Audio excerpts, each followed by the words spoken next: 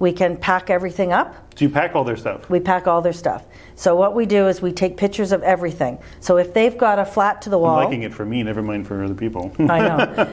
Yeah. And we come in and we can put it into little compartments, so room by room, so it's easier for them to understand that. You know, delegate. If organizing and that is really stressing you out, let's find someone who will do it for you, and that way you can have a smooth move. I mean, because I want you to be happy. We'll even mark a box, under the kitchen sink. That takes all the fun out of the randomness of what's in this box. Yeah, well. 6 months later after you've moved in, I'm glad I'm not married to you. This isn't my box. 'Cause that's not fun. I don't remember this stuff. Yeah. And a lot of the stuff that would normally sit in boxes for months has already been unpacked and put away. And your kitchen's And you get to enjoy done. your home from day one instead of day 26, and you're like, oh my God, my living room is still full of stuff. And I have a cleaning staff. I have handy men, handy women. We can come in and fix holes in walls and stuff, and do some painting if we need to, unless you have that service. Right.